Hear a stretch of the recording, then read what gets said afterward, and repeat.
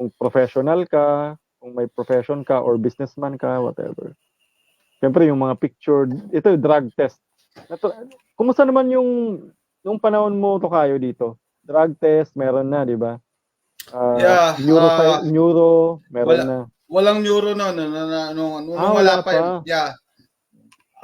Wala pa yung RA 10591 nung gun owner ako diyan eh. Kailan ba na-start yan? Wala pang neuro. Wala pa neuro. Ano It was lang, signed into law by President Aquino. Aquino. So, ganun, 2011, ganyan, 10. Oh yeah. So, gun owner kasi ako mula 2000 eh. 2000 ako hanggang 2000. I don't know if this is true. Is this true, Tokayo, that before this law came into effect, civilians could actually own M16, M16s automatic? Yeah. Alam ko totoo yan. Totoo yan. Tapos ito ang kakaiba, i-share ko lang no nung before RA 10591, nung bumili ako ng baril sa SM Mega Mall, gun show. Pero naka-base ako sa Lucena. Nag-down lang ako doon ng 500, tapos ni-layaway ko. So, pinick up ko yung baril sa Lucena branch na nila ng shooters. Kasi may concern ka, di ba? Sabi mo, wala kang ELTA. Pag bumili ka sa Manila, mahirapan ka pagka dinala mo sa Bicol, di ba? So, pwede yun. Pwede ka bumili sa gun show, tapos pipick upin mo na lang sa branch sa Bicol siguro. Ganun ang Ganun ginawa ko, pinick up ko sa Lucena, tapos doon ko hinulog-hulugan. Okay? Doon sa gun show sa Mega Mall, at that time, ang requirement nila is, kasi pag 45 caliber and above daw, dapat member ka ng gun club. Ganun, may mga ganung rules pa eh. Member ka ng gun club. So, anong nangyari doon, nagbayad lang yata rin ako sa gun club ng kung 500 lang din. Tapos, pipicturean ka lang, post ka lang, tapos may background na tarpaulin ng gun club. Tapos yun na, member ka ng gun club, pero never ako nagpunta sa gun club na yon. So just for the sake to pass the requirement of the law na dapat member ka ng gun club. Okay, ganun nangyari sa akin. Pala, noon. Tapos walang neuropsych noon eh prior to RA 10591. Tapos wala, yun lang yata. Kasi nag-fill up lang ako ng paperworks. Yun na, sila na nag-asikaso ng process. Yun, ganoon lang. Kumusta naman yung charge ng processing fee? Hindi, ang alam ko kasi yung time na yon, nung binili ko yung Sam Falcon, Shooters Arms Manufacturing na Falcon, parang ang bili ko lang doon is 20,000. Pero year 2000 yon, no? 20,000. Tagal na rin, no? Lahat na yon siguro. Yun, lahat na yon. And ngayon, surprisingly, parang mas mura ang barrel ngayon, no? Kasi mas marami kang options. Yeah, mas marami kang options eh. Considering yung time kung hindi ka mapili, no? Like yung maraming mga 1911s ngayon na below 20k, 'di ba? Marami. Both arms core and shooters, merong below 20k na 1911, lalo na pag gun show, no? Kaya sabi discounted daw 'yan eh. Yeah, discounted. Saka last time napag-usapan natin yung caliber, 'di ba? Ang lumalabas na pinakamaganda for carry yung 9mm. Yeah, it's an all-around caliber, all around. Kasi 'di ba, sabi ko nga sa Pilipinas, limited ang yung gun ownership in terms of quantity. Hindi pwedeng bumili ng madami kasi bilang, depende sa license mo pa 'yan, 'di ba? Depende sa license mo. So, unlike alam ko 50. Hindi, bala yan. Pero yung type ng pala. license mo, type 1, type 2, type 3, di ba? Depende. Nga sa Pilipinas, di ba? So, kunyari, beginner ka lang, di ba? Hindi ka, so, i-consider mo na ano ba talaga yung magagamit ko all around na pwede pang home defense, pwede ko siyang pang practical shooting, pwede ko siyang pang type 1. Type 1 license ka lang, so dalawa lang ang pwede. Yeah. You have to choose. Pipili ka, hindi ka pwedeng basta bibili. So, hindi, unlike dito, no, wala kaming gun registration, gun license, kaya meron kami pang plinking, meron kami pang target shooting, meron pang home defense, meron wala lang, just for the sake na collection lang dahil kasi wala namang licensing eh. So walang fear na mapapaso yung lisensya. Oo nga, no? Dito meron. Kaya yung sinasuggest ko talaga na 9mm. Kasi all around siya eh. Pwede siyang pambahay, pwede pang home, pang carry, pwede Basta i-consider nyo rin yung bala nyo ha. Syempre pagka home defense, self-defense, pang carry, dapat hollow point gagamitin nyo or tawag ng iba, safety slugs. Hollow point. Bakit? Kasi yung rule, yung part of the basic gun safety rules, 'di ba? Consider your target and what's beyond your target. Ano ibig sabihin? So ibig sabihin, huwag kang magbabala na na nag-over penetrate. Kaya yung iba, mga ibang Pinoy excited sa, gusto ko ng armor piercing. Saan mo gagamitin yung armor piercing? So pag binaril mo yung magnanakaw, pati yung bystander sa likod sa pool. Kasi armor piercing yan. So it doesn't make any sense. Maganda, tas maski sa bahay, pag may binaril ka kunyaring magnanakaw or perpetrator, tatago sa dingding, baka yung natutulog na kapamilya mo, tamaan. So keep in mind, gano'n pagka home defense or pang carry, dapat hollow point or safety slugs ang gagamitin mo. Yung mga round nose na full metal jacket, yan, sa gun range, doon mo gagamitin yan. Yung 45 cal ba? Hindi masyadong tumatagos? Ano ba yung depende pa rin sa bala. Similar with the bala. Similar with the ammo, no? Pag full metal, may chance na tumagos. Kasi, sabihin, kahit malaki siya, paano kung ang tamaan sa katawan is puro flesh? Tatagos yan, kahit pa paano. May chance na tumagos. Although, mas okay yung penetration nga ng 9mm. Yeah. Kasi mas matulis kahit pa paano. Tsaka isa pa, mas marami kang madadalang ammo. Magaan. Marami kang madadalang bala. Yeah. Magaan siya eh. Maliit lang siya eh. So punta tayo sa mga firearm kunwari na sa Pilipinas muna. Na allowed sa civilian dito.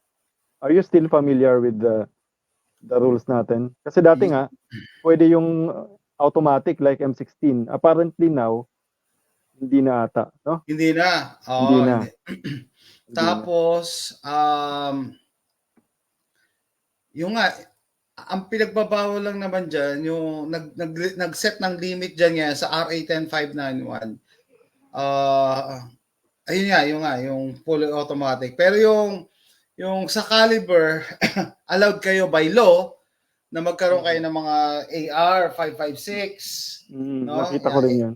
Yan, allowed kayo by law. Kaso nga, binan ni Duterte dahil daw mayroong Marawi, which happened 7 years ago. Pero wala na si Duterte, nobody lifted the ban. That is the big question. Bakit kayo So, eto meron yang may controversial na issue ngayon may minessage sa akin si yung kaibigan natin. No, since walang balak mag-lift ng ban, na over-inflate naman daw ang prices ng mga PCC. And to the point na sabi sa akin nung nagsabi na yung kaibigan natin na ultimo daw totoo na mga gun dealers daw ayaw na rin ma-lift yung ban kasi mas malaki yung kinikita nila sa mga PCCs. Imagine mo yung PCC nabebenta nila sa price ng 556. No? What do I mean? Yung PCC nabebenta ng 150,000, 200,000, yung Chris Vector pa nga 300 yata, 300,000, wow. Pero ang bala nun 45 or 9mm so it doesn't make any sense na gagastos ka ng ganong halaga para lang sa isang for that. for a pistol. Pwede naman mas mura yun, Yes. Hindi, tsaka parehas lang yung yung bala na lumalabas 9mm pa rin ang lumalabas doon. Mas mahaba lang yung barrel. So, guys, lang yan kunyari yung barrel mo is 4 inch. Ganito, 4 inch kunyari. Tapos yung PCC is what? 16 inches. 4, 8, 12. So, more than times 3. Pero yung ballistics nun, madadagdagan lang yung FPS. Kunyari, ano siya, 1,500 FPS. Magiging ano yan, around siguro 1,700 or 1,800 FPS yung speed ng ano. Kasi mas mahaba yung barrel na inikutan eh. No? So, that's basically a PCC. Pinahabang pistol lang ang PCC. Kasi nga mas mahaba yung barrel. No? It doesn't, ang punto ko doon, 9mm pa din yon. So, yun lang, mas mahaba lang yung dinaanan niyang barrel. So it means, siguro, mas dagdag yung FPS, mas longer lang yung range. Okay, pero ito, may mga PCC na short barrel. So if you think about it, konti lang talaga yung differential niya sa regular na pistol. Pero mas maporma lang and mas malalagyan mo na red dot, malalagyan mo na stock. Pero are you willing to pay 150,000 for that changes? Yeah, I don't think so. So in the main, for civilians, right now, anything na fully auto, hindi pwede. Hindi pwede. Parang yun ang ano. As per ano naman sana, bullet, pwede rin sana yung parang bala ng M16, ganyan. Hindi. Kaya kaso, yeah, nag-temporary. Binawal nga ngayon. Binawal. Binawal lang. Pero, ibig sabihin, guys, na ibig sabihin, like yung sitwasyon ni Charles, meron siyang 5.56 na UDMC. Dahil bawal, dahil nga daw sa Marawi, hindi niya magamit yung 5.56. Bakit hindi niya magamit? Sasabihin ng gobyerno, like ng PNP, na hindi naman ban pwede mo naman gamitin. Paano? Nagdagdag sila ng mga provision. Imagine mo, for you to use your 5.56 to the range, kailangan mo ng escort na 2 pulis. Paano ka makakakuha ng 2 pulis na escort para lang mag-firing ka? Napakalaking kalokohan nun, no? Might as well iban mo na lang talaga totally. Sino ba naman ang makakakuha ng 2 pulis para lang mag-escort sa'yo? Nakatanghod sa'yo habang nagsushooting ka lang. Meron bang ganun? Ano naman? Wala. It doesn't, hindi yung totoo. It doesn't make any sense. Naiya pa silang totally na iban. Diba? And hindi ka rin makakabili ng 5.56. Kunyari, wala ka ng bala, magpa-practice ka, hindi ka makakabili kasi nga may ban daw sa 5.56. Pero, on paper, RA 10591, allowed kayo. So, medyo controversial yung 5.56 sa Pilipinas pag-usapan. Kasi makikita mo yung how the law was manipulated. Parang indirectly, ayaw pa nila talagang totally i-scrap or i-ban kayo sa 5.56. Nagrason pa ng Marawi. Pero 7 years ago na yon. Medyo matagal na nga rin. So ito, for newbies, pistol or rifle? Syempre, okay. Newbies. Okay, first gun, syempre pistol. Pero as a newbie siguro, ano sa tingin mo mas madaling gamitin? Yun ang magandang tanong. Ano mas madali na gamitin? Pistol or rifle?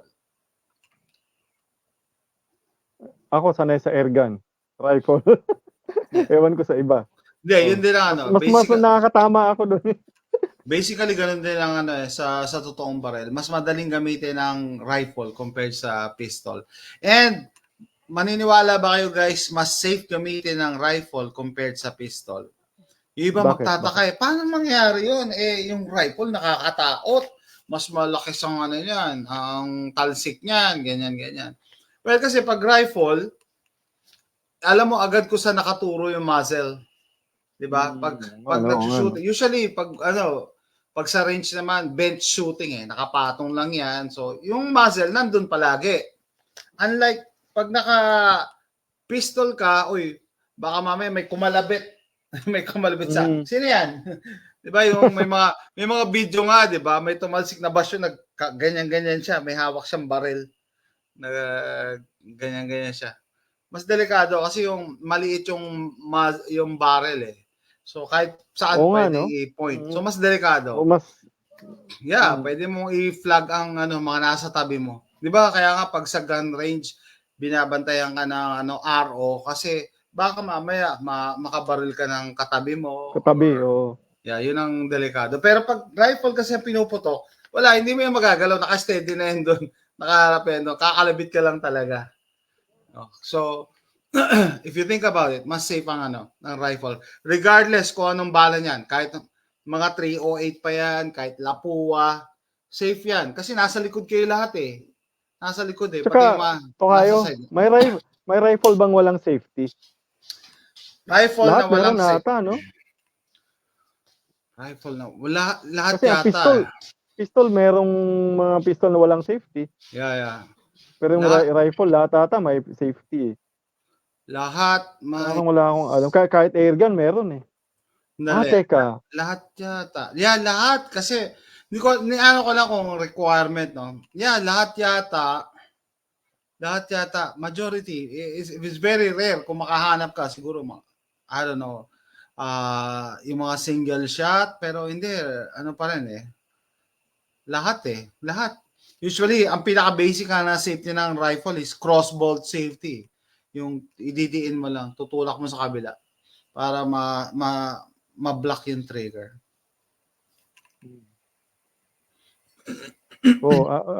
Compared sa pistol, revolver pa lang, ang safety mo lang doon yung trigger. Long trigger pull, sabi nga natin kagabi. Yeah. Sabi mo pa nga, yung isa sa reason kaya you don't recommend. Yeah, I don't recommend revolver as your first gun. By the way, air gun lang to. Pero similar sa function ng revolver. Ulitin ko lang guys, no, pag first time gun owner kayo or magiging would-be first time gun owner or babae, usually nire-recommend nila sa babae ang revolver. Sasabihin nila, sir, ano pang re-recommenda nyo? Revolver kasi wala ka nang gagawin dyan eh. Kakalabitin mo na lang eh. Safe direction. Bali, lahat na makita yung barrel dito or air gun is na safety check na prior to filming. Sasabihin nila, kasi ang revolver, kakalabitin mo na lang. Wala ka nang gagawin. Hindi ka na magkakasa, hindi ka na magkagano. Kakalabitin mo na lang. Which is nakakatakot pag first time gun owner. Kasi nga, mas delikado baka accidental or negligent discharge ka. Kasi nga, yun kalabit lang. Yun lang ang action niya. Unlike pag semi-auto, di ba? Taurus G2 to, no? Unlike semi-auto, kailangan mo pa insert yung magazine, kailangan mo pa i-rack yung slide, tapos kailangan mong kalabitin yung trigger. So, tatlong action ang kailangan mong gawin. By the way, very popular ngayon yung Taurus G3. Ito yung G2, which is just tad longer yung hindi ako nakatapat sa barrel, nasa gilid ako.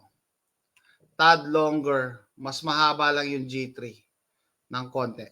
Anyway, so yun, tatlong actions yun to operate the gun. Samantalang ang revolver is one action only. Just pull the trigger. So, kailangan para sa akin, no, mas experienced na gun owner ka to own a revolver. Kasi nga isa lang ang safety niya, yung yung long trigger pull. And pag may hammer pa nga yan, single action, mas very light, no? Kaya sabi nila, kahit bata, may mga paano instances. Pag nakak ng bata, no? Yeah, pag nakak ng bata to, kasi kaya niya to eh. Kaya niya yan. Tapos yun, ma-operate niya yan. And it's a very short trigger pull. Okay? Para sa akin, kung magiging gun owner ka na rin lang, pag-aralan mo how to manipulate or operate a semi-auto. Kesa, bumili ka ng barrel dahil nagpakatamad ka na, wala akong gagawin eh, kakalabitin lang yung trigger. Diba? Parang napaka-irresponsible na dahilan yon, no? In choosing a revolver. Sabi, kaya ko yan napili kasi wala nang gagawin. Kakalabitin lang yung trigger. Unlike na i-manipulate mo yung yung semi-auto. May nag-comment sa akin. Loaded yan, ha? Loaded ba yan? Hindi. I-loaded yung magazine, but the gun is not loaded. Pero not the... Yeah. May loaded yung magazine, pero walang laman yung chamber. Wala. So may nag-comment sa akin dito, sabi niya, hindi ka pala safe, hindi ka rin safe na gun owner eh. Bakit ka nag-i-insert ng magazine? Meron ba sa gun safety na bawal mag-insert ng magazine? Wala naman, di ba? Wala nakalagay na don't insert your magazine eh. Wala. Sabihin ko na sa inyo, walang ganong rule. Plus, ang itong Taurus G2, meron siyang loaded chamber indicator, aangat yung taas kung loaded. Yan, loaded chamber indicator yan. Aangat yan. So, alam mo kung loaded. It's tactile and visual. Ano ibig sabihin? Kita mo. Pero pagka... At pwede mo hawakan. Yeah, hindi nga. Pagka natutulog ka, in the middle of the night, patay ang ilaw, tatanungin mo yung sarili mo, na-load ko ba to? Hindi. Hindi ko to na-load. Kasi hindi nakaangat eh. Hindi nakaangat yung loaded chamber indicator ko eh. Diba? So, sa gabi, patay ilaw. Nakapag-load ba ako? Hindi. Minsan, you gonna second guess yourself, no? Nag-load ba ako? Hindi. Hindi. So, irarak ko. And surprisingly, may mga gun owners na ayaw ng loaded chamber indicator, no? Ayaw sa ganito. Kaya yung mga manufacturers minsan, no, iniiba yung yung design para lang masatisfy lahat ng pero hindi mo masasatisfy lahat ng gun owners eh. Kaya yung iba yata, yung loaded chamber indicator, butas na lang, sisilipin mo yung kung naka-load yung Pero ito kasi nga, kita nyo nakababa, tumataas yan eh. Hindi natin ilo-load yun, syempre. Pero para nyo lang. Ito, Taurus GX4. Kita nyo, butas na lang siya. Yan, butas. Sisilip ka. Sisilip ka lang. So wala yan load kasi wala kang makikitang brass. Diyan sa butas na yan. Brass yun. Yeah, pero papakita ko pa din na hindi yan loaded. So walang brass Yan, makita mo. So hindi yan loaded. So kita nyo yung modern firearms ngayon, may mga ways na mas nag-improve na.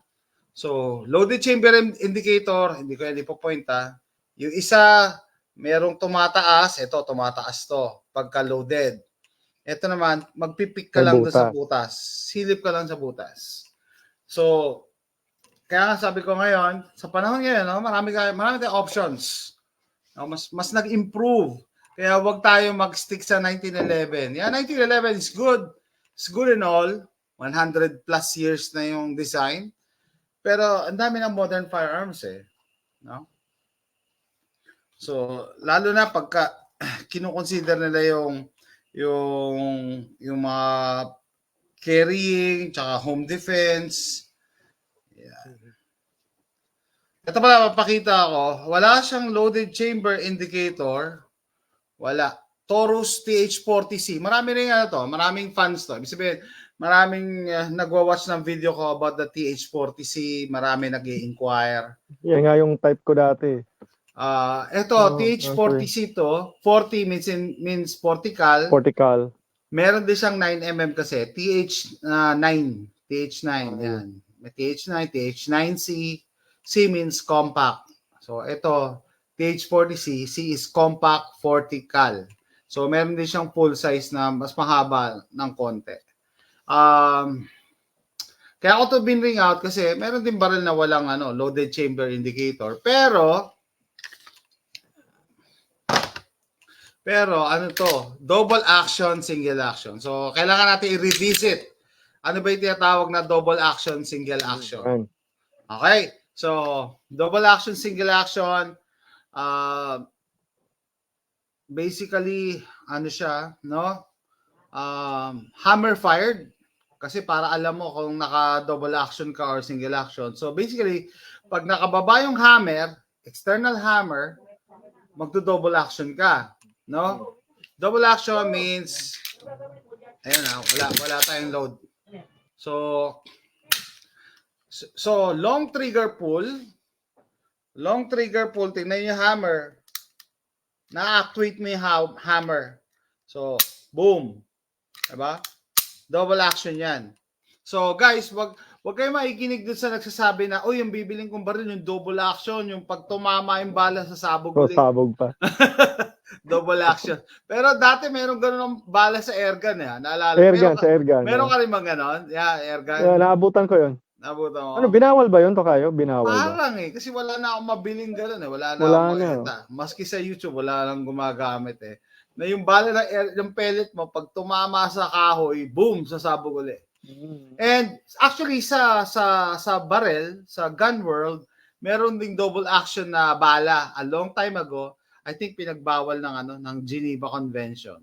Pinagbawal kasi hindi humane. It's not humane. Oo nga naman. Hindi humane yung kill eh. No? Imagine mo, tatama ka, tapos sabog pa yung ulo Sabog mo. pa. Wala na. Overkill, oh. Overkill, wala na ililibing. Wala na. Yung tinatawag na closed casket pag nilibing. Alam ko nun, Tokayo, ginagamit yun sa mga dati, yung mga aircraft, sa machine gun. Talaga? Yeah. Double action kasi wala pa namang nun eh. Yeah, yung mga panggera, hindi, pero hindi kasi pantao yun talaga eh. Nawala yung mga yung pistol caliber na double action, pero yung mga machine gun na double action, meron yun dati kasi meron pa yatang sensor yun eh. Pagka yung machine gun na yun, yung bala yun, may proximity trigger yun eh. Pagka pinutok mo yung bala, andito yung eroplano, pwede na siyang pumutok. Hindi niya kailangang tamaan. Tumama. Yeah, pumuputok na paigot. No? So, pakita ko lang. Ayan, maraming fans ang Taurus na TH design. Which, nagustuhan ko rin siya kasi, confident ako mag-carry ng loaded. No? Hammer down. Loaded hammer down. Safety engage. So, ibig sabihin, nagkasako. Wala yung magazine, ha? Nagkasako, nagload ako ng bala. Tapos, so loaded dyan, ha? Meron kasi, meron siya decocker. So, tignan nyo yung hammer.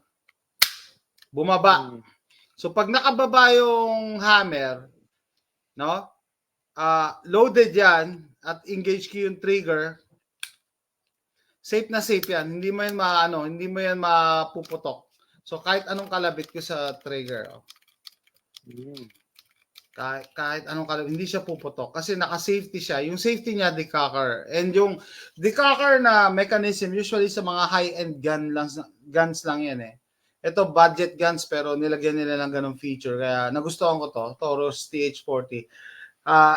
Hindi ko nga alam kung sana binili ko ba 9mm or yung full size. Depende rin kasi sa budget eh. Pero maganda siya, no? Para siyang modern firearm, yung high-end firearm, pero budget firearm lang siya dahil Taurus. So, yan guys. Magkikerry ako ng loaded na gun, ganyan. Disengage ko lang yung safety. Pwede ko na itong iputok. May bala sa loob, hindi na ako magkakasa. Hindi na ako magra-rack. And I'm confident, kunyari, naka-load na siya. Kunyari, naka-load na ganyan. Tapos dinekak ko. I'm confident na hindi ako magkakaroon ng accidental discharge. Kasi yung hammer niya nakababa eh. Parang napaka-safe niya i-carry. No? Unlike na pag nakaangat ang hammer mo, parang nakaabang palagi na pumalo. So, eto nakababa. So, guys, first time gun owners, something to consider kung anong pipiliin yung bibilin, it's up to you. Ang dami ngayon sa market. You just have to look. Okay? And you have to decide. Ano ba yung sabi ko sa'yo yesterday? You have to decide on the caliber. Napag-usapan natin, 9mm all around na caliber. And then you have to decide kung anong gusto nyo ba is hammer-fired or striker-fired. Yun. Magkaiba yan. Magkaiba. Ito may hammer. Ito walang hammer. May striker yan sa loob. Striker sa loob. It's up to you. Depende na lang sa preference nyo kung anong gusto nyo. Hindi ko pwede sabihin na mas maganda yung isa kaysa sa isa kasi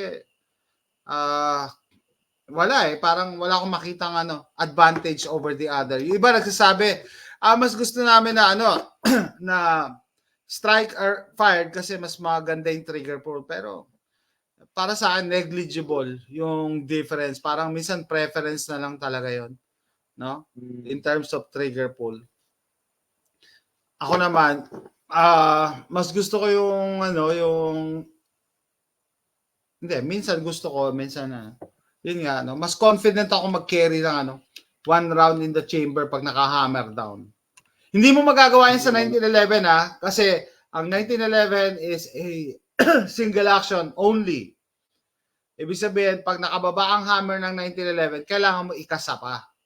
Ito, kahit nakababa, just pull the trigger, you will have a long double action pull.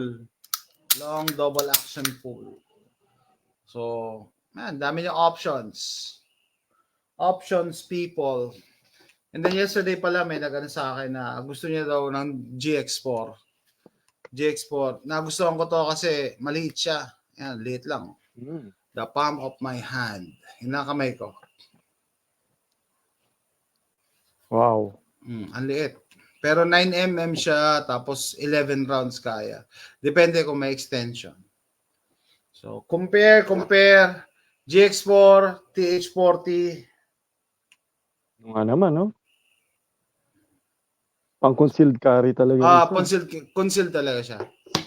Pang-concealed carry. Although pwede rin yung isa. Yeah, pwede rin. Pwede rin yung TH4. Oo, pwede. Kasi ito, compact version eh. Hindi siya yung full size.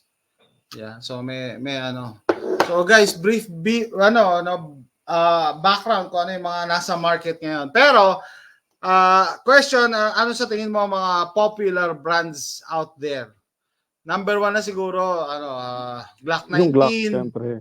Glock 19, tapos kasing size ng Glock 19 is Taurus na G3. Taurus G3. Yun, sikat din sa Philippines. Yung G3. Yan, sikat na sikat yan. Maraming fans yan. Maraming fans yan eh. Kaya sabi ko, ano kaya, nung nakalapit, iisipan ko kung bibili ako ng G3 kasi dalawa na yung ganito ko eh.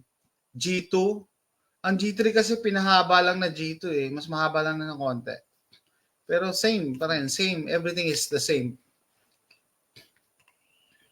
Yeah. Ito, G2 to. Is this a G2? How about Tokayo? How about revolver as carry? Yeah, revolver as carry. Yun nga sinasabi ko, no? If you practice with it, if you know what you're doing. Ka na. Yeah, if you know what you're doing.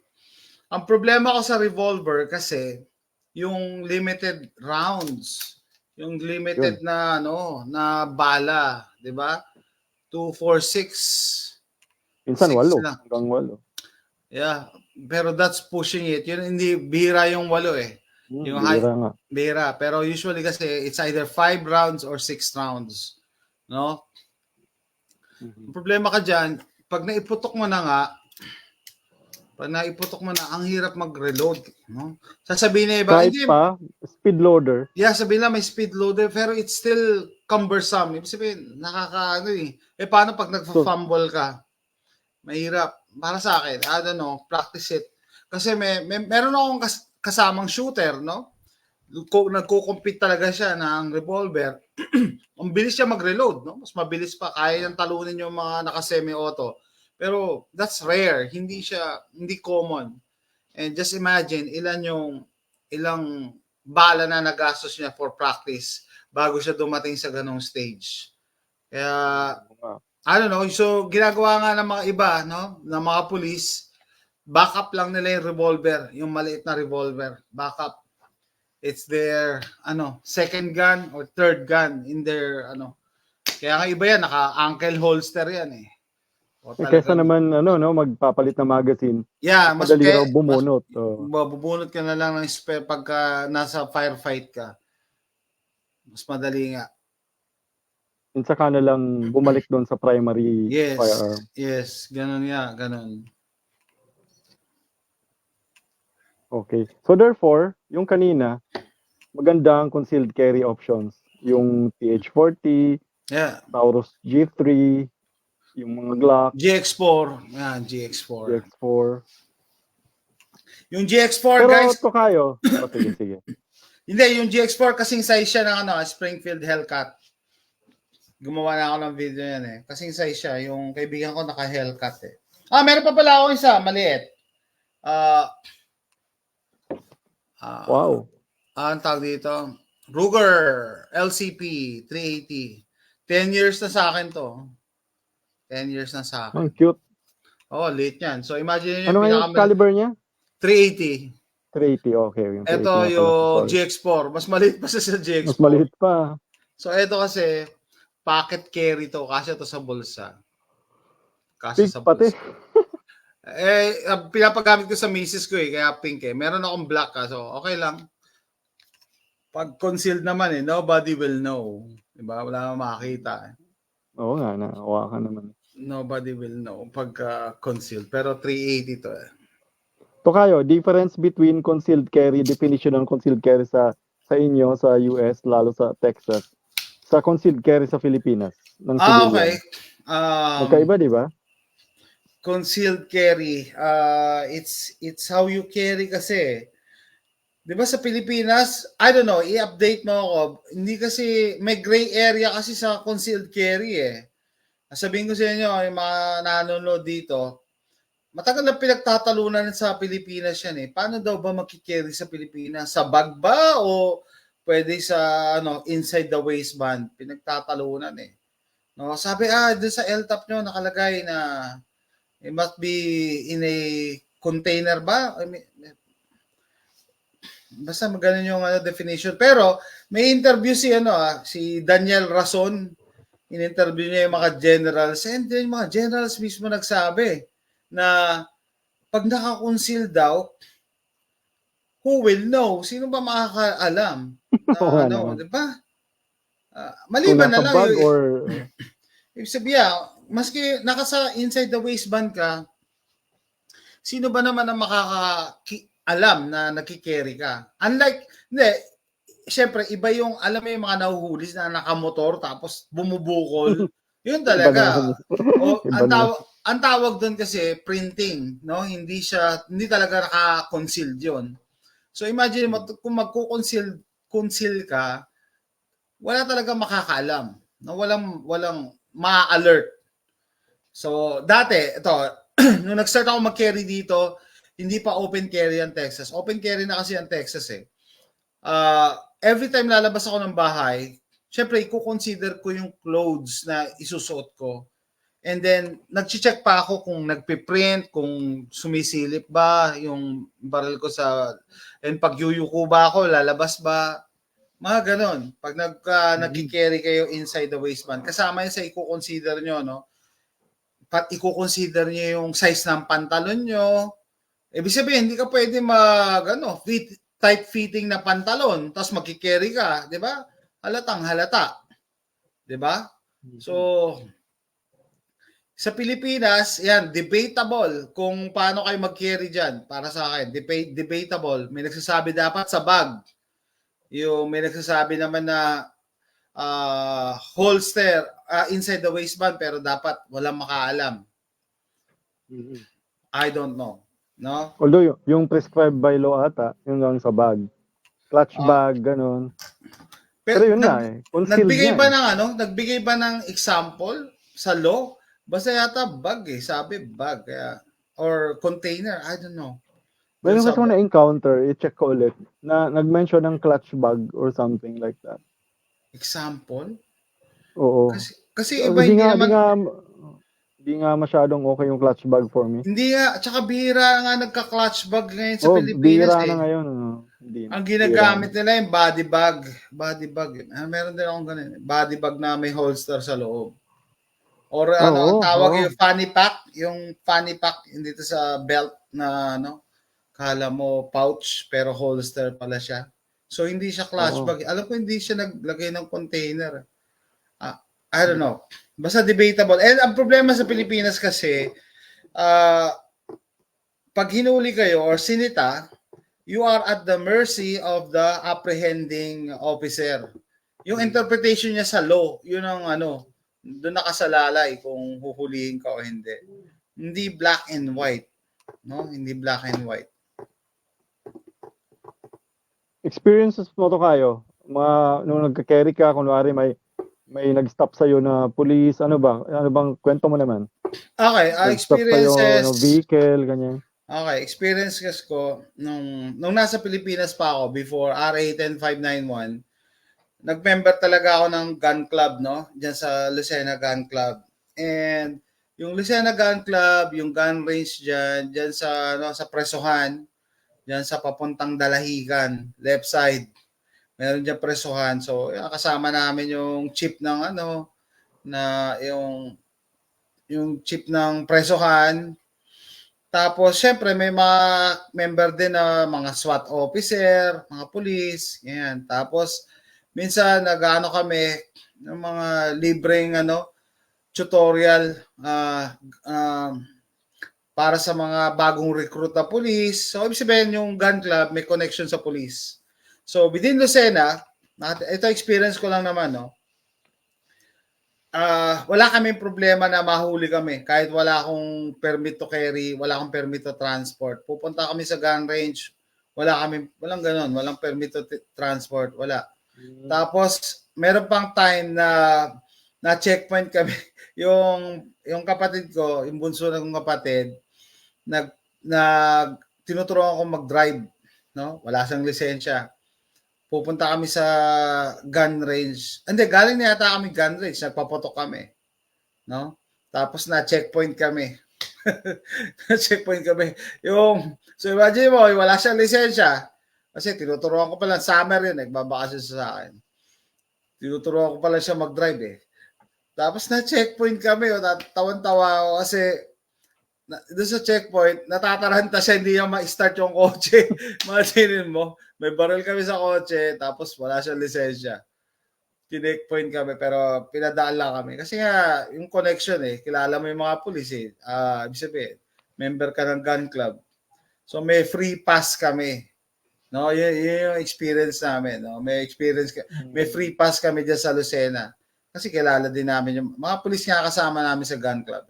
Pero syempre, tawag dito, ang tawag doon, yun lang experience ko. Tapos may experience pa ako sa Lucena, gabing-gabi, I think 9 o'clock or 10 o'clock sa highway, may nakita akong babae at saka lalaki. Yung babae, basta nag-aaway sila, tapos yung lalaki, nahawakan siya sa braso. Nag-U-turn ako sa highway. Sabi ko, ano kaya? Kasi makukonsensya ako pagka hindi ko man lang inalam kung ano talaga yung totoo nangyayari. No, tapos mabalitaan mo sa yun nga sabi ko, ang ginawa ko talaga, nag-U-turn ako sa highway. In the middle of the night, madilim yung lugar, inahatak niya yung babae. Ang ginawa ko, tinapatan ko ng kotse ko. Nag-bright ako sa kanila. Tapos sabi ko, ano yan? Ha? Hindi naman humingi ng tulong yung babae. So, I assume lover's quarrel. Umalis na ako. Pero ang punto ko doon, the reason na gawa ko yun, isabihin, kasi mas confident ako. May baril ako at that time Di ba? Pagka may ginawang masama yung lalaki, magagamit ko. Pero hindi ako excited gamitin. Yun Hindi ako excited gamitin, pero mas relax ako. Hindi ako nervous na, baka ako yung pagbalingan. Hindi, may dala akong baril yun yung mga bagay na hindi mo pinapanalangin na mangyari, pero pag nandun ka na, and eto pa, sa mga ganung pagkakataon, although walang baril na nangyari, the gun did its job. Natulungan niya ako. Kasi kung wala kang baril, syempre magdadala mo alis na ako, baka mamaya akong pamadamay. Di ba? So, kahit papano na-assess ko na okay naman pala yung babae.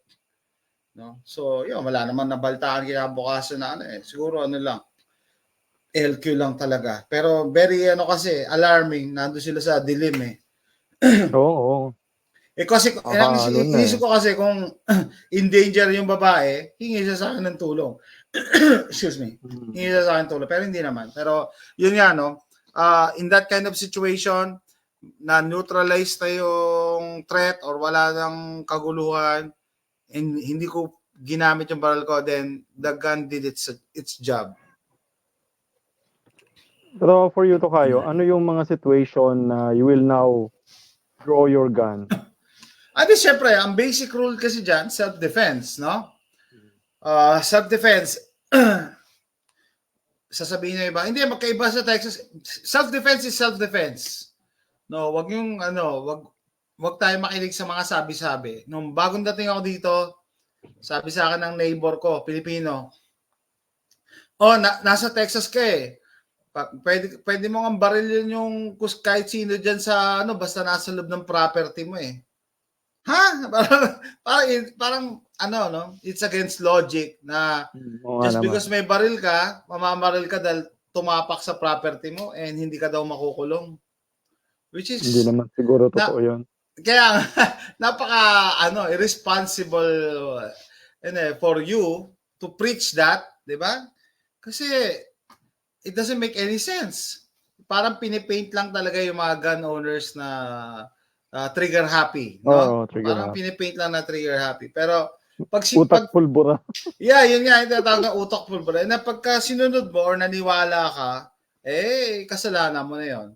Kasi meron kasing paniniwala na maluwag sa baril ang Texas, Wild Wild West. Hindi ganoon, guys. Self-defense is self-defense kahit nasa saang panig ka ng mundo. So, with that, pag na-establish mo na self-defense lang, kailangan mo gamitin yung baril mo, kailan mo siya ibubunot. Okay? So, if there is a threat to you or to your loved ones, 'di ba? Ibig sabihin, mahal mo sa buhay, kamag-anak mo, or siguro kahit kaibigan mo, pwede. Kung may threat sa buhay, yun ang dito Yun ang maganda dito sa US in general. Very clear siya, no? Very clear. Kung may threat sa buhay. Ang problema kasi sa Pilipinas, sabi ko sa inyo, napaka-vague ng ng interpretation and yung pagpapatupad sa Pilipinas. Vague in such a way na meron pa yata diyang kinoconsider na equal force. Parang ganon. Na, rationality of force. Yeah, parang ganon. Paano, So, parang ganito, parang kunyari, huwag kang bubunot ng baril kung yung kalaban mo mag-isa lang. Hindi, kunyari nga, susuntukin ka Susuntukin ka Parang hindi mo yata hindi mo mapapatunayan na self-defense ginawa mo kung walang weapon yung example yon. Very good example.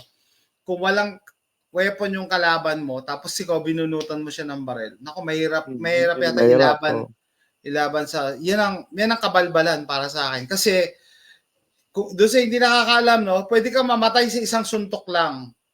And, palagi ko yung example dyan sa Pilipinas, last month yata, merong binatilyo, 15 years old, sinuntok niya yung kapwa, binatilyo niya, patay. Isang suntok lang daw, patay. No? Maski siya, nagtataka siya, paano daw namatay yun? Hindi natin alam kung saan mo tinamaan, kung saan sentido, or pagbagsak, as long as namatay. Nung sinuntok mo So, don't tell me, mga kababayan natin guys, don't tell me na just because susuntukin ako nito, wag dapat ako bumunot. So, sa edad ko, may edad na ako, may sakit na ako, makikipagsuntukan ba ako sa kanya na parang FPJ? Hindi tayo lahat ganon Hindi, kaya yung equal force na yan, medyo na ako dyan question mark sa akin. Parang napaka-unrealistic. Unrealistic yan Sabi nga ni Samuel Colt, di ba? Firearm is an equalizer. Equalizer yan Hindi pwedeng kunyari, ikaw, 5'8", 5'7", 5'8", susuntukin ka ng mga 6-footer na bodybuilder, equal force pa rin ba yun?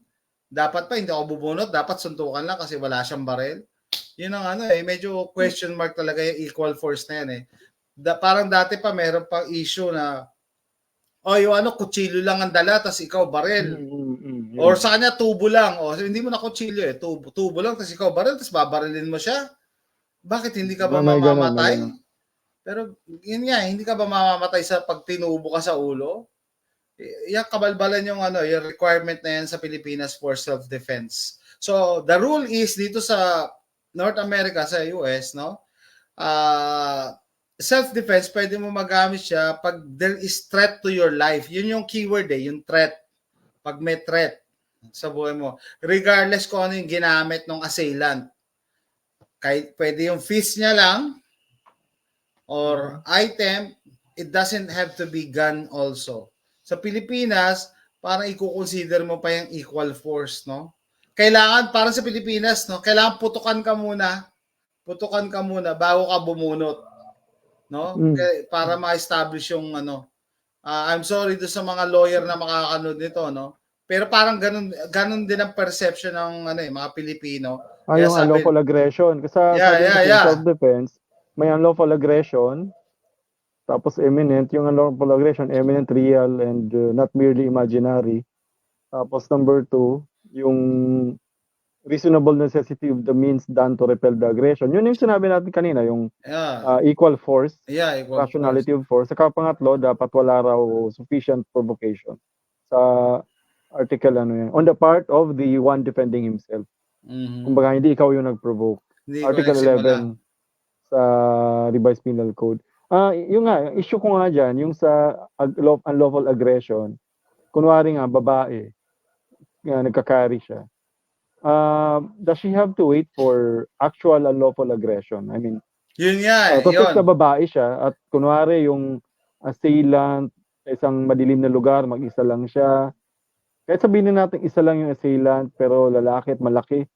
At nagsasabi na ng mga bagay na tumigil ka. Something like that. Pag kang gagalaw. Sinasabihan na siya. Wala pa namang unlawful.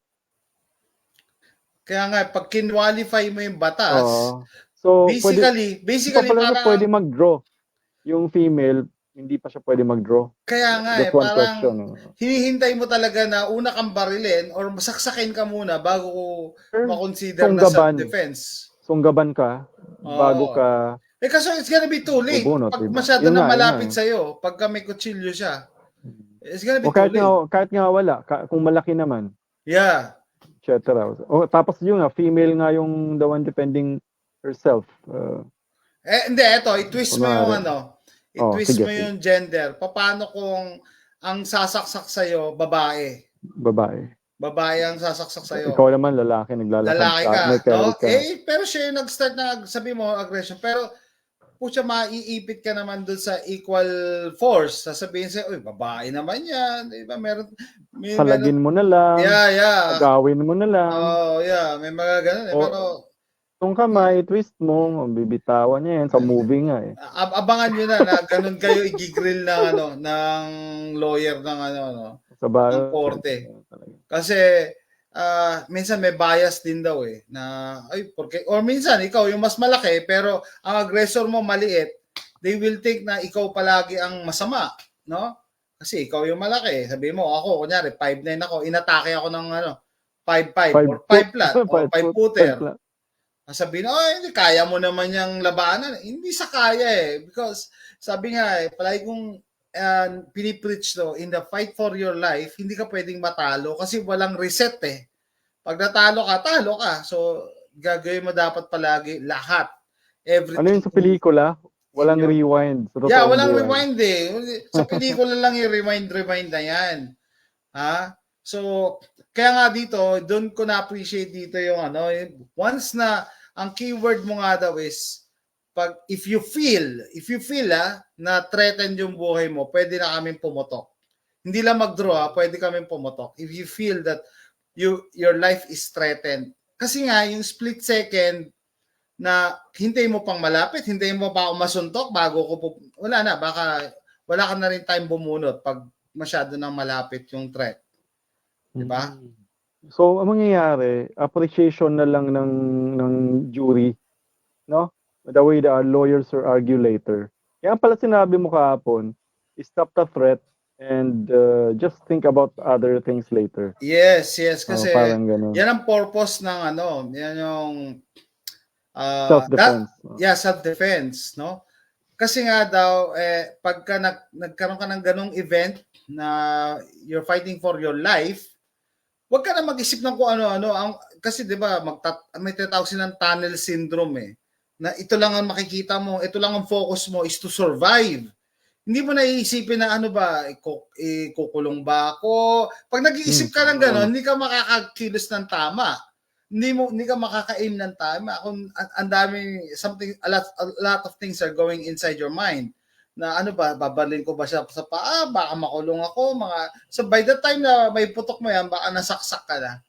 So basically, when you pull your gun out, you shoot to stop the threat. Not for any other reason. Saka kailangan mo kasi mag-survive Diba? Dead men tell no tales. first you need to survive the situation bago mo problemahin yung sa korte, no? Kailangan mo i-survive yung situation. Oo nga, no?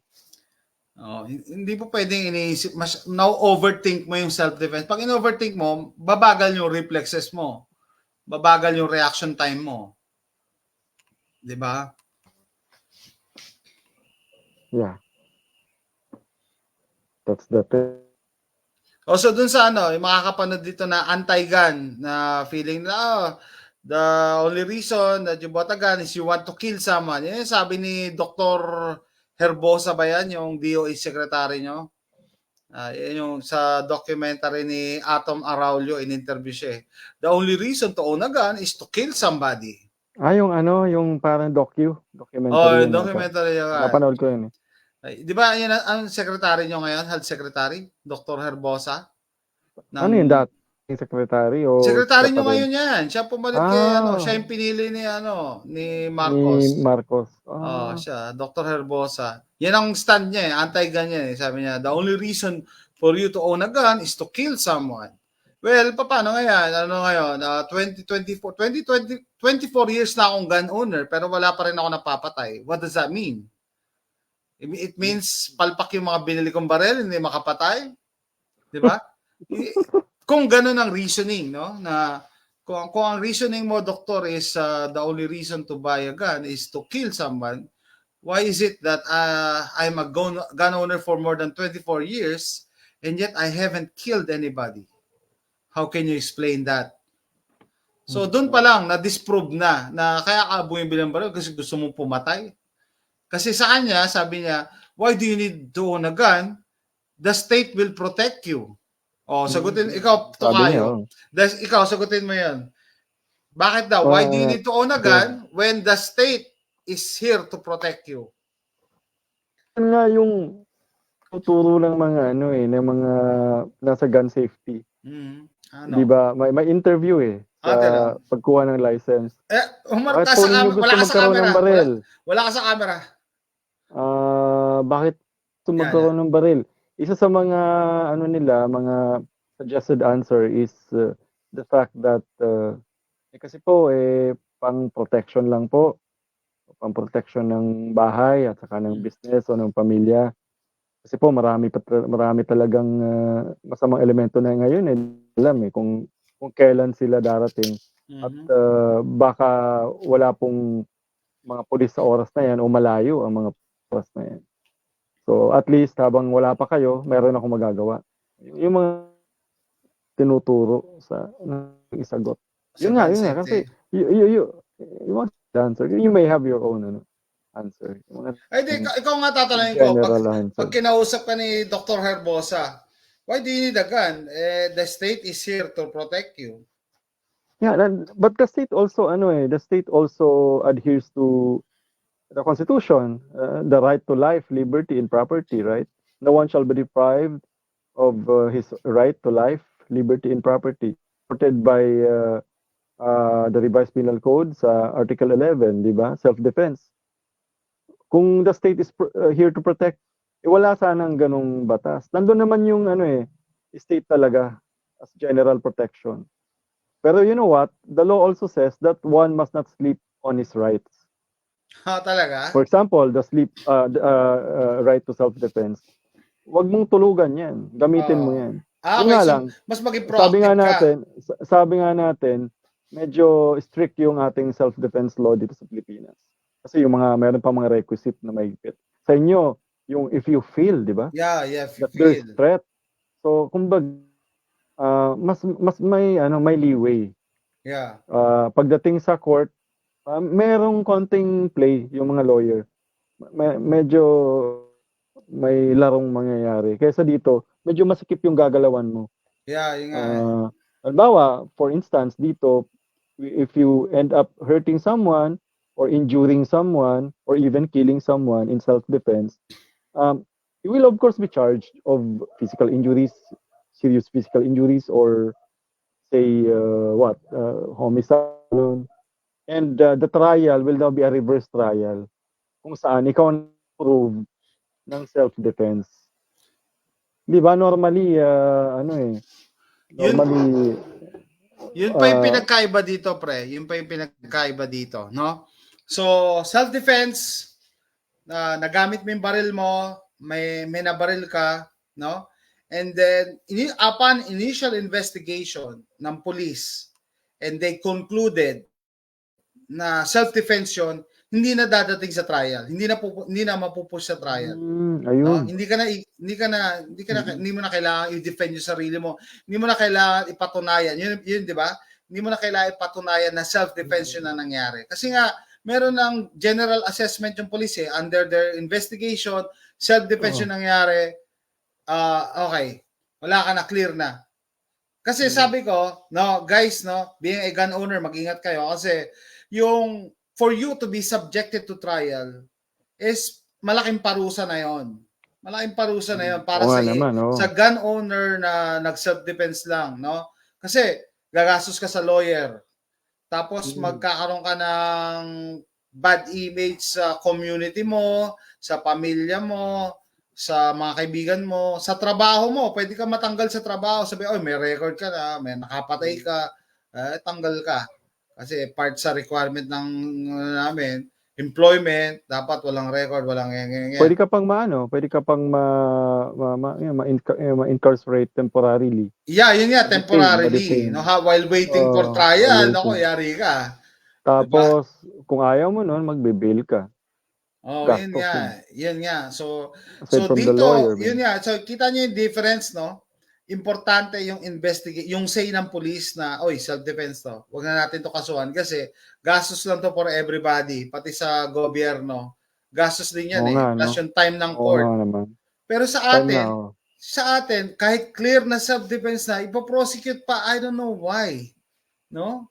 Ipoprosecute pa rin. Kailangan mo pa rin patunayan yung innocence mo kahit self-defense yung nangyari. So parang dito kasi Tokayo, mayroon kasing elements ang mga crime natin, no? Elements of the crime. So if someone dies, body of yun. So ito yung ganun yung tingin ng batas natin. Body of the crime na yun. So if someone dies, may isang element na which is someone died. So pwedeng murder, pwedeng homicide, etc. So kung homicide yun, kung may namatay, usually homicide halimbawa. Kung murder man, kung homicide man yun, someone committed the crime. So they have to indict someone. Hindi, kaya nga prosecute someone. Ayun na. Tapos, paano kung self-defense? Ito naman ngayon yung papasok yung self-defense bilang justification. So, ganun. Iba talaga yung batas. Nangyari nga, yung self-defense yung nangyari, may namatay, ang burden of proof pa dun sa nag-self-defense. Yeah, ganun. Niligtas niya na yung buhay niya, minsan nga sabi, yung publicity, yung image niya is natatarnish na, pero talo pa din siya, di ba? Nanalo nga siya sa fight for his life, pero talo naman siya sa publicity. Kasi mababranded na siya as, mamamatay tao pa yan, ganyan.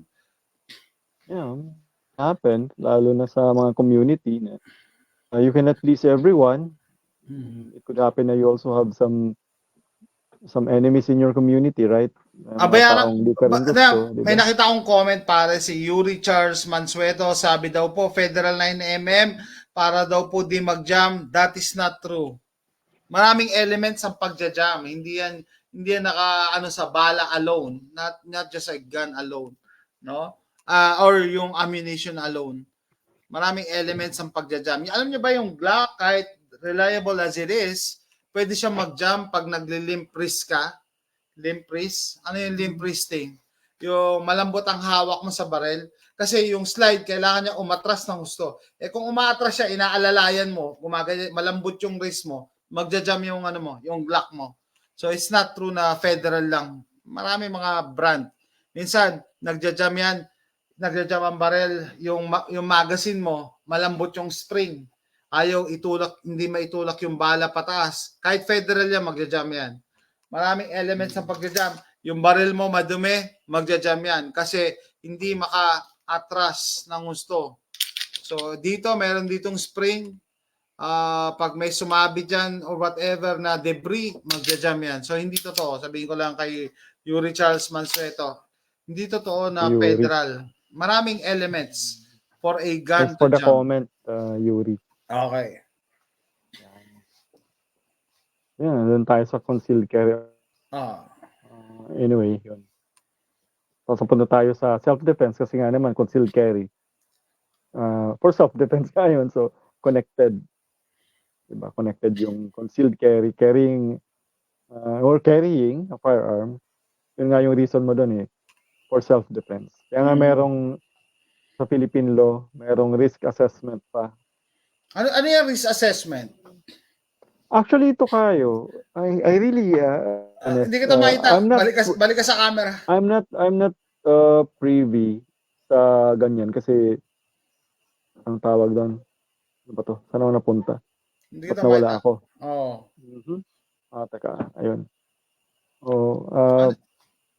Kasi nga, ganyan, mag-a-apply ako niyan in the future pa lang. So, ang sabi sa akin ng isang gun shop na napuntahan ko or dealer, sabi niya, ano daw, depende naman daw yan sa panahon. What do you mean? Sabi niya, yung hindi ko nga mag-get, sabi niya, sabi ko, di ba ako may risk assessment? Yun nga, sabi niya.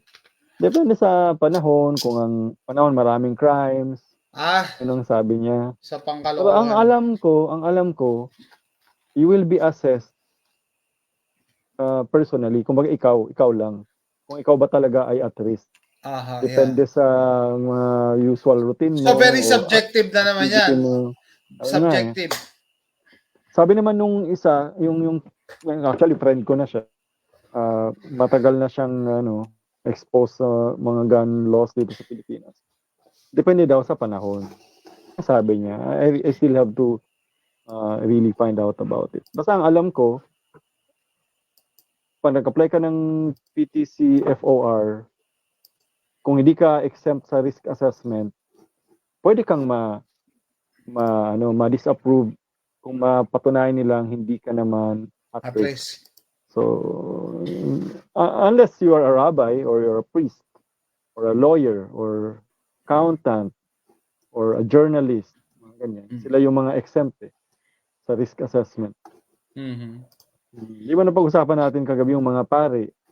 Diba? Actually, na-surprise nga rin ako na actually sa risk assessment. Wow, ganun pala yun. Up to the point na parang presumed na pala na mga pare talaga known sila na nag-a-apply talaga sila ng LTAP and that so much more sa risk assessment for PTs. Di ba? Sabi nga natin, di ba, nagmimisa si father, ano kaya yung situation niya? Ba siyang firearm sa kanya pag nagmimisa siya? Di ko alam. Kasi di ba alam natin may mga places na hindi pwedeng firearm kahit permit to carry ka. Isa na ata yung simbahan. Places of worship, schools, some hospitals. Meron ba yung mga festivities, mga ganon? Bawal. Mga sports events, bawal. Isa pa yun, bawal. Sports events. Siguro mga music events, cultural events. Pag nag-SONA, yung presidente, bawal. Bawal nga naman. May radius pa yan, no? May ilang kilometer na radius. So, ibig sabihin, mas maraming restrictions not to use your gun compared to, pwede mong gamitin dito. Baliktad mas marami yung restrictions compared sa heavily mas madaming kaysa sa allowance. Yung allowance, no? Mas marami yung restriction. Mas marami yung bawal Sa presyo pa lang sa kind of restriction na Yep. Pag bibili ka ng firearm dito, ang magre-register ay yung gun shop. Tapos magtataka ka na rin kung bakit ganun yung charge nila. Kasi iba-iba yung charge nila sa registration Di ba? I mean, saan napunta to? Yung wala bang breakdown, mga ganyan. In-interview namin yung diba? In-interview ko na namin dati si Sir Edwin ng Top Spot Guns. And ang dami kasing regulations, ang daming fees na kino-collect ng gobyerno. Kaya ang nagsasuffer yung consumer, no? Like for example, yun nga, no, pagka nagta-transfer sila ng mga barel, kunyari pipick upin nila yung ano, kailangan may escort pa na police, tapos kailangan pa yung warehouse storage ng police. So, heavily regulated talaga, and ang daming red tape yata, ang daming red tape, and you have to pay. Pabayaran mo lahat yun. No, hindi naman, wala naman thank you eh. Wala naman thank you na mag-escort sa'yo. Lahat yun, babayaran. Pati yung storage. That's why, kahit yung actual fee ay ito lang, dagan. Yun ang yeah, behind the scenes, marami nang pinagkakasusan yung, behind the scenes. Yung gun store. Yung pala yun. Yeah. Yun ang sabi niya, maliban sa actual price. Kaya iba nagtataka, bakit yung barrel sa Pilipinas times 2, times 3? Kasi yung the government itself is not encouraging you to own one. So they put a lot of fees, lots of regulations, similar with smoking, di ba? Dahil ayaw natin ng smoking, o tinatax, sin law. Tinatax para ma-discourage. Jem, I already fed them. So they're taxing it. Like yung mga sigarilyo, tinatax. Similar with firearms, tinatax so much na madi-discourage to the point na i-discourage kayo. Kasi, example, kung ang barrel is below 10 kyaw, di ba? Uy, madami ang bibilihan yan. O kung di ba? Mura. Di ba? It's a form of gun control. Yung Pilipinas kasi is anti-gun. Anti-gun in general. Kahit may magsasabi na, luwag na nga ng Pilipinas eh. Kami pinakamaluwag sa Asia eh. Well, perception mo yan. Pero if you think about yung ginagawa ng gobyerno, for you to own a gun, they make you jump hoops. No? Ang dami na pinapagawa, which is not related to safety. Palagi ko siya sabi. No? Example nga, yung mga tests. Yung drug test, yung neuropsychiatric test na yan, ano relationship niyan sa safety? No, they just put it there para they feel good na may ginawa sila to regulate guns. Pero it doesn't detect evil. Kahit sabihin mo nag-drug test ka ngayon, negative ka, after you got the gun and everything, may pumipigil ba sa'yo na mag-drugs ka? Wala naman eh.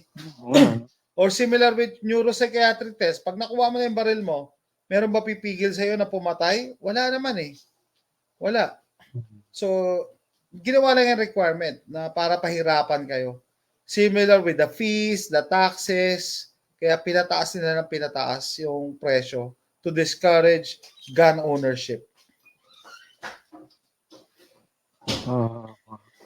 Yung ano naman, di ba? Sabi kasi, di ba, it's to ensure na walang instability yung prospective gun owner siguro. Does it hindi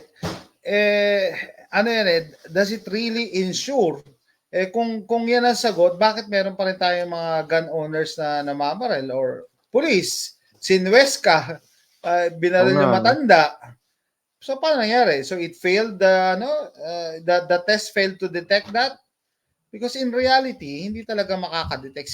Yung nagbunot ng barel, si Gonzales. Yung cyclist. Si cyclist. Pero kahit, siyempre, I'm sure, pumasa yan sa mga test. Pero, bakit niya ginawa yon? No?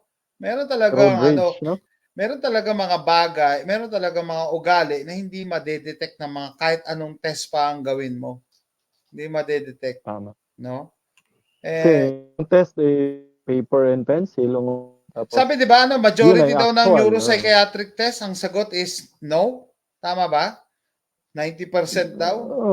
Kasi yun parang may tatanong sa'yo ng something that you're supposed to test your mental state. Sabihin mo always? Never? Mga ganun? Hindi nga, the question sometimes, is, kung ikaw ba may gusto kang gumawa ng masama, are you gonna expose yourself sa mga tests? Siyempre, you'll do your best na itago yun. And tanga lang yung killer na sasabihin niya, yes, I want to kill somebody today. Hindi ka papasa. It doesn't make any sense. Walang gagawa ng ganon. No? Because by definition, criminals don't follow the law. So, pagka nag-agree tayo lahat sa ganyan, doon nyo marirealize na bullshit lang yung mga test na yan. Pinapahirapan lang kayo. No? Kasi criminals nga don't follow the law. So, bakit siya magkukuha ng license kung gagawa siya ng krimen? So, pag na-accept natin yan, di dapat luwagan na yung pagkuha ng registration ng LTAP. Kasi yung mga criminals, hindi naman criminal yung kumukuha ng LTAP eh. Usually, mga loose firearms ka daw yung nagagamit for crime. Diba? May statistics na yan eh. Statistics na. Well, hindi mo pwedeng kontrahin yun. Statistics yun eh. Majority ng crimes committed by loose firearms. Meaning, bakit nyo pahihirapan pa yung mga legal gun owners eh? Hindi naman pala criminal to eh. Meron ako na, may nag-comment na police na, uy, tinuturing namin, kakampi daw ang mga gun owners. Talaga? When? Can you tell me when? Samantalang, nangunguna pa yung police pagka gun ban na mag-discourage sa mga gun owners na, di ba? Wala naman sa kanilang umaalma na police na kumukontra sa gun ban. Di ba? Feeling nila, nasa kanila yung power kasi sila lang yung may baril. Yung population walang baril kasi gun ban. So meaning, pabor sila sa gun ban, which goes against yung sinasabi niya sa akin na pabor kami na kasi kakampi na, paano nyo kinoconsider na kakampi kung dinidisarmahan nyo every time may election, every time na may may sports fest, di ba? If you think about it, pag inanalyze nyo, may gun control talaga sa Pilipinas. And they are not, the government is not considering you as an auxiliary or katulong nila. No? Pero the irony is, pagka event of invasion, kailangan nila kayo as reservists. So, it doesn't make any sense. Pag kailangan nila kayo, mabuti ang gun ownership. Pag hindi nila kailangan, ban yan, ban. Huwag yung gamitin. Or pahirapan kayo kung ano-ano. That's my point of view. No? Kasi yung iba dinideny na, na may gun control. Hindi alam yung gun control. Feeling nila, maluwag daw ang gun ownership sa Pilipinas. Kasi kayo daw ang pinakamaluwag sa Asia, Southeast Asia. Bakit mo Teka. Yung nagsasabi ba niyan gun owner? LTAP holder? Or parang observant lang? Hindi, both yan. Nakikita ko yung mga comments nila eh. Both gun owners and non-gun owners.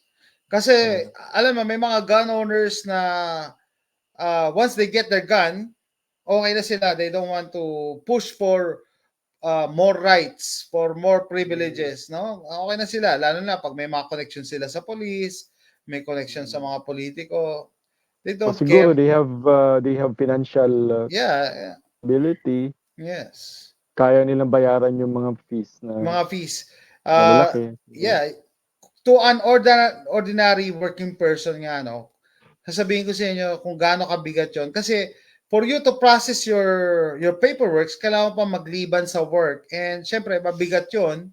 Yung one day mo na income is mawawala. So yung pa lang, against, anti-poor na para sa akin yung gano'n. Yeah, in a way. Kasi, di ba yung regulation naman, okay. Nandun na, regulation. Yung view ko kasi dyan, so long as you pass na yung mga requirements of citizenship, okay, nandun na ako, yung neuro, and yung gun safety seminar, etc. Sa tingin ko, pagdating naman dun sa mga prices ng mga firearm, dapat sana hindi naman yung pinapataas masyado.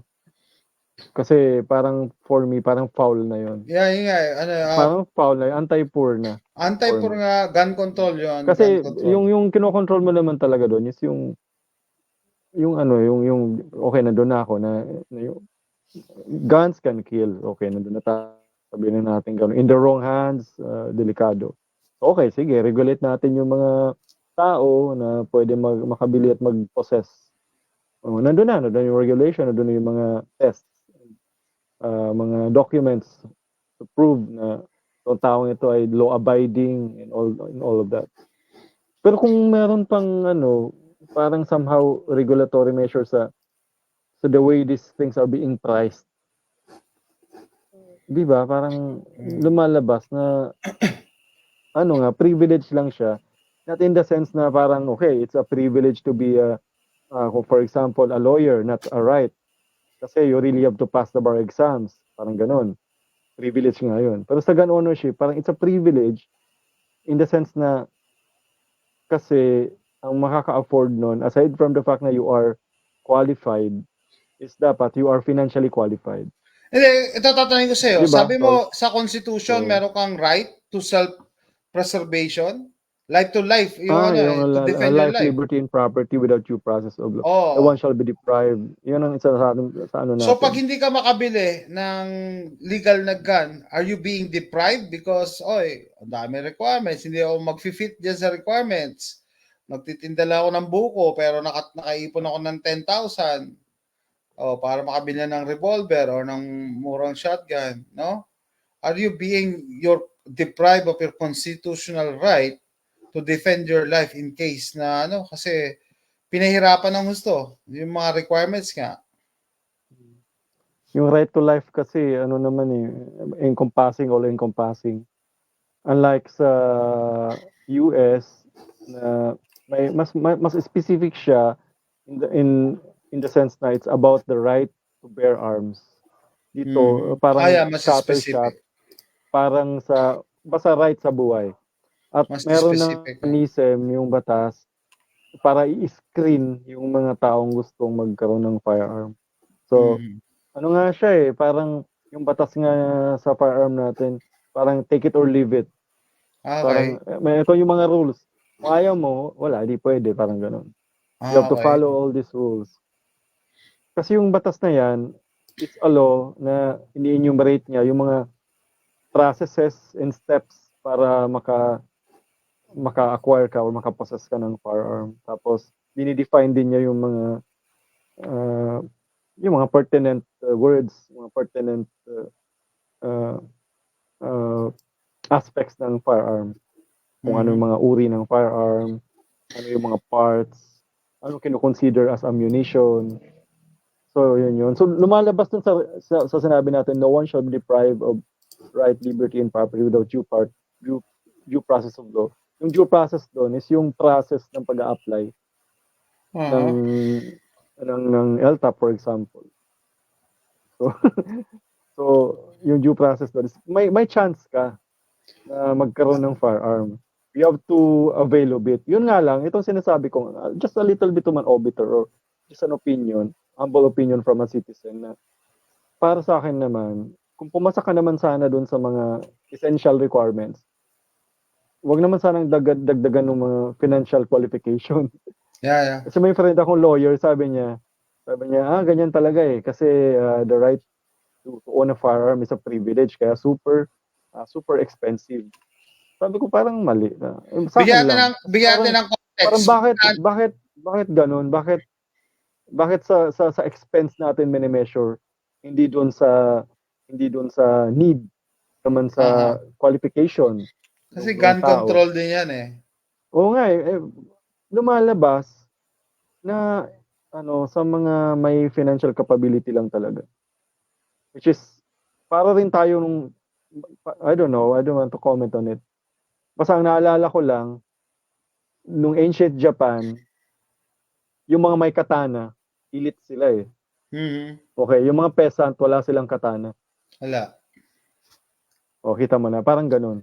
Kaya yung mga ninja, di ba? Sila lang Yeah.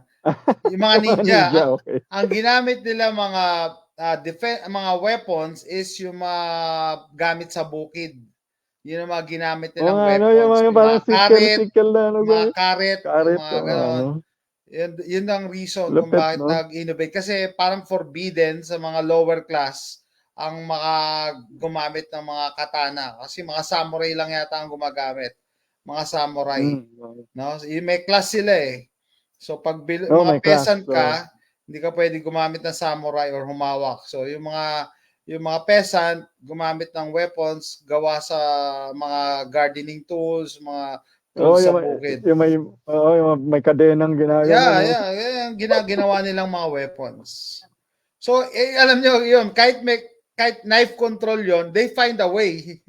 They find a way. Diba? Nag-evolve. Knife control nga eh.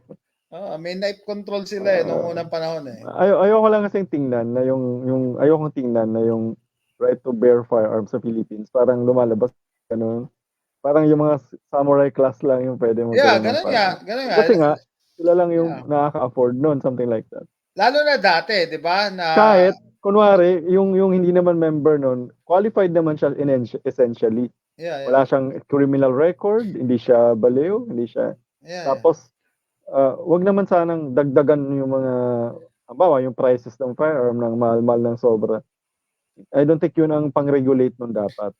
Kasi nga, right to life nga eh. Yeah. Diba, right to life nga. Di ba dati, meron pa nga sinasabi, may magpa-process daw ng license mo, non-appearance, mga ganon. Basta magbabayad ka lang. May narinig akong ganun. Di ba, last time, baka may kumontra, may nahuli na yung nagpapatest, pinapasa niya yung mga nagtitest sa kanya kasi binabayaran siya. I don't know kung anong clinic yan. Police din eh. Police ang nagpapasa kasi nababayaran yung police. No? Ano ba yung clinic? Clinic for... Parang ganun eh. Parang clinic yata yun. Or... Drug test ba? Or parang drug test. Pero nabalita yun, no? Na iniimbestigahan yung police kasi yung mga nag-submit ng nag-a-apply ng barel, pinapasa niya as long as binabayaran. Parang ganun. Pero tol, yung nabalitaan ko, yung news na huhulihin yung mga fixer, parang ganon. Yun nga, doon sa offices siguro, I don't know. Yeah, mga offices. Pati yung nag-apply, parang ganon yung, parang sabi ni Chief, higpitan daw niya, huliin namin yan. Yung mga pumapatol sa mga fixer na yan. Pero break muna. Bigyan natin ng context kung gaano kamahal ang baril sa Pilipinas. Okay, sige. Magkano yung, sabi mo, yung G3? Di tayo nagbebenta. Pero yung standard na makikita mo sa Google, 25K. But in some places, may 28, may 36, may ganun, iba-iba. Okay. So, ang price bali yung 28, wala pa yung registration, kunwari. Ganun. Okay. Yung standard kasi na G3 dito, standard hindi yung may threaded barrel, hindi yung elevated sight, hindi gano'n. Yung standard lang na G3 is nasa 220 to 250 dito eh. So, magkano yun nga dito? Ang 100 kasi dito, 5,000, di ba? Ang 200 is 10 kyaw. Ang 200 is 10 kyaw. Okay. So, 15. Nasa 15. Dito kasi yung sinabi kong 25, wala pa ako na-encounter na 25. May na-encounter akong 28K for G3. Kaya lang, meron pa yung registration. Yun ang mahal. Mm-hmm. Yung registration, yun ang nakakapamahal dun. Kasi sinasabi na, yun nga, yung process is maraming, parang wala ng hassle. Parang ikaw as end user, i-claim mo na lang sa amin. Binayaran namin yung mga fees. So, bayaran mo na lang to. Parang gano'n. Okay. Meron ka na permit to transport. Meron ka na. Okay. Like so, ang nangyayari dyan, parang sila yung magpa-process kasi may nababasa ako sa mga gun owners na mas makakatipid ka pag self-process. Parang gano'n. Diba? Mas makakatipid ka pag self-process. Yeah. Okay. So, yung sinasabi mo, i-assist ng gun store. Sa registration. Yeah. Okay. May gun store pa nga na nag-a-assist sa sa LTOP. Mm-hmm. Meron pa. Pero siyempre you still have to appear, right? Ma-interview Yeah. Bawal na kasi yung non-appearance kasi bawal na. Parang na yun, source of corruption yan pag gano'n. Kasi nga naman, parang okay, reasonable naman talaga na at least may interview nila. Makita nila in person yung gun owner. Something like that. Part of the regulatory power. Pero sa akin nga lang, yung bang maging mahal siya, yun, parang sinisigurado talaga na konti lang yung maka-afford. Kasi gamot na lang bibilhin mo or yung gasolina na lang, pang-gasolina na lang or something like that. Kaya nga sabi no last time na live stream kami nila Doc Lawrence, sabi ko kasi anti-poor yan yung hindi, meron namang baril na mura eh. Yeah, true. Meron mga 12 kyaw, no? Pero yung process kasi, yun ang mahal eh. Yung process for you to obtain that.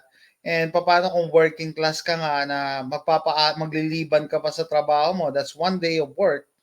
And hindi pa sure kung makokompleta mo yun. Baka mamaya hindi ka makapasok pag mahaba yung pila. And yun, bawas na naman sa income mo yun.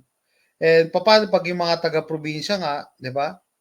Mahirap pagka Buti nga ngayon to kaya meron na sa mga provincial offices. Before, karami lang daw eh. Yeah, babiyahe pa, no? Babiyahe ka talaga, Manila. Ang layo nun.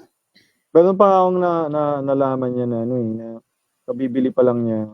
Nahuli pa siya sa LRT. Gano'n? Kasi iuwi niya eh. Wag kayo mag-LRT kasi nagche-check ng mga yung mga gwardiya. Kala niya siguro wala pa yata yung iba niyang papers.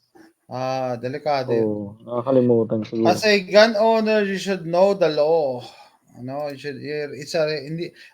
Ignorance of the law excuses no one. Nasa civil code yan. Article 3. Yung ignorantia leis non excusat. May ganun talaga na provision. Yun nga, sabi natin discounted sa gun show, etc. Pero syempre yung processes, yung fees. Yeah, yung processes mamahal pa rin yan. For you to obtain that, yung oras mo pa din ang lalo na pag namamasukan ka, mahirap eh. Kahit nga sa caravan eh. Kahit na sabihin natin one-stop shop yan. Syempre babiyahe ka pa rin kasi kung yung caravan wala naman sa malapit, di ba? Nasa ibang lugar. Syempre absent ka pa rin, di ba? Pumunta ka doon. Yun nga eh. Saka ang balita ko niyan, wala ka rin choice. Pupunta ka rin talaga sa pagpa-follow up, di ba? Pupunta ka pa rin sa office. Yeah, pati sa renewal, kailangan mo pa rin physically pumunta. And samantalang may record na sila. Yun ang hindi ko maintindihan eh. Yung renewal, din eh. Para din siyang halos nga. Konti lang yung nabawas sa process. Halos pareho rin sa new. So, isi-share ko lang, dito kami online na eh. Pag, kunyari, nung kumuha ko ng permit to carry dito, nung required pa yon dati, no?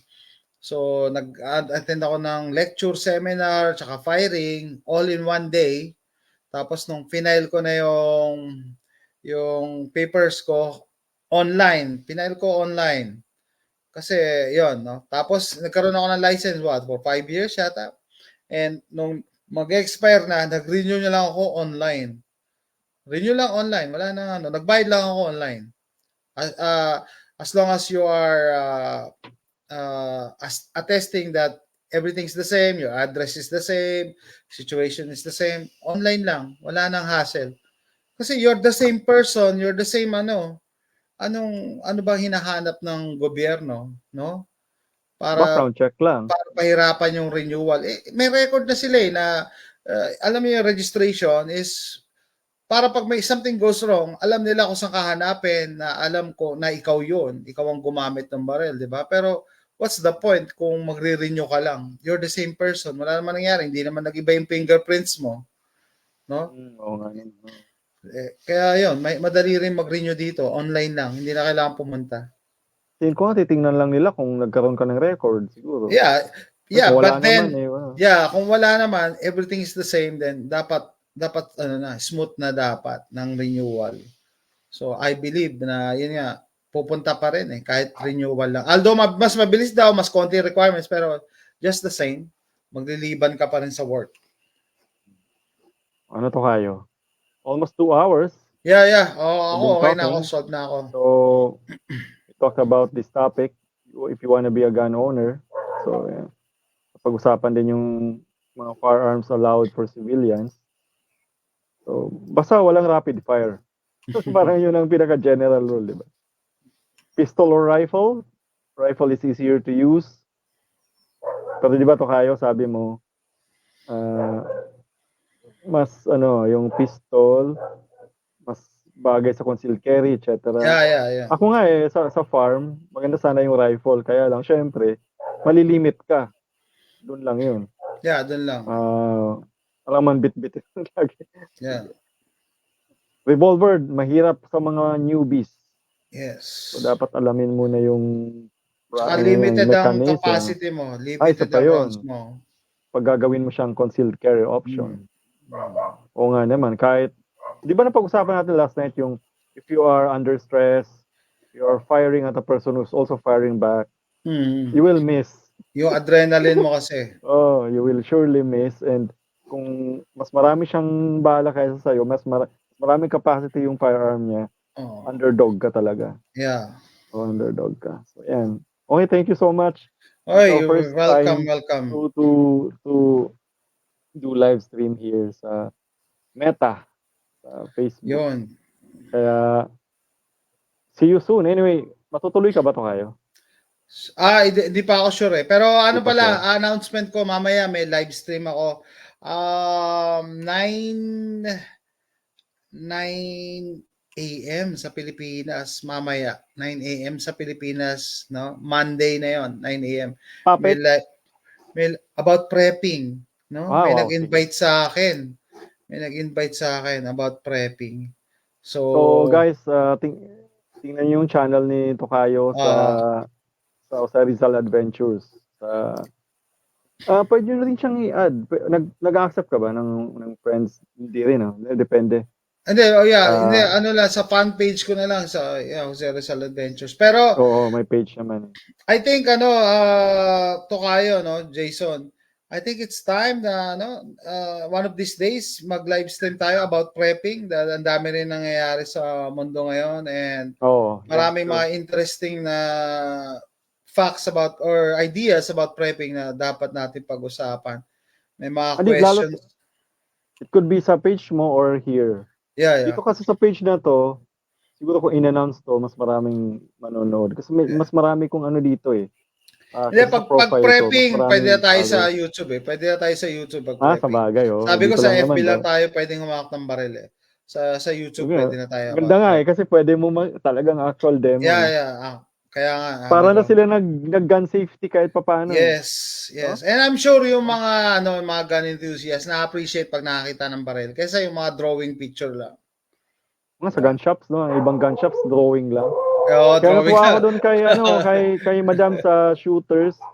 Shout out daw, Shooters sa Naga City. Bait-bait po. Bisitahin niyo po yan sa Naga City sa Shooters. Talagang, meron sila mga demo units that are safe. So you can actually have the feel. Siyempre wala namang gun range doon, but you can also check the gun range of our good friends at saka ba nag-firing? JRP. So, saan sa Naga yan? Sa Naga City. Saan sa Naga? Saang street? Anong address nga ng JRP? Titingnan ko pa sa... Hindi kasi, di ba, alam ko yung mga main street dyan eh. Magsaysay, Concepcion. Ano siya? Basta Concepcion. Ang JRP, teka, parang sinulat ko yung notes ko yung hindi ko pala sinulat. JRP shoot. Indoor siya. Basta, kung nasa Naga City ka, papunta kang Concepcion, papunta kang Legazpi, go away to Legazpi. Siya, nasa kaliwa siya eh. Nasa kaliwa siya. Before yung gold print publishing, kumaliwa ka na. Hindi ka na magkakamali doon. Doon na yun. Ganda, bait nila. Marami silang units. You can try. Reasonable naman yung prices. Diyan na yung development ng Naga, yung palabas na Naga, di ba? Diyan na yung mga developments. Dati sa loob pa, no? Yeah. Dati kumakalat palabas. Okay, that's good. Ganda doon. Saka si Sir William, he's a really good, he's a really good range officer. Ang bayat, magaling pa sa Muay Thai. Pwede kayong magpaturo ng Muay Thai. Yun ang range officer na talagang, dapat talaga may alam ka sa martial arts. Kasi, what if yung mag-shooting doon may sayad? Yeah. Talagang feeling ko, kayang-kaya niyang talaga. Kasi talagang Muay Thai instructor siya. So, nakaganon lang siya. One mistake, you're out. Saka ang galing niya magturo, bait. you know. Dito kayo, pag nandito yan sa Naga, sigurado magpa-firing to. Mm. Pag naka-firing tayo doon. Oo. Oo. Kaya nga lang, hindi mo magagamit yung, hindi mo maiuwi yan eh. Yeah. Ano gamit mo dyan? Pero sabi ko sa iyo, basically they're the same. Anyway, thank you for having me. Thank you so much and see you next time. Bye-bye. And remember, the pen is mightier with the sword. Tokayo, last words? Well, i-advocate natin, be a responsible gun owner. Do your research, napaka-importante. Before anything else, before you do anything else, mag-research ka muna. Research the requirements, research the gun laws kung nasaan kayo. No? And research the type of gun na gusto mo. Yan. Alright. Ang channel ID ay ngayon pa lang mangyayari. Ang pagtaas ng COVID-19 cases sa Pilipinas. Subalit ayon sa gobyerno, wala raw Dahil ang pagsuyo ko ay multong haplos.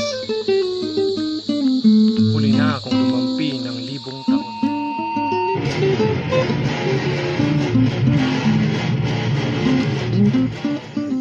Papailing ning paggamit ning folk beliefs related to the Minaspan. Nonglo or the Kinabayo could very well be an articulation of this folk.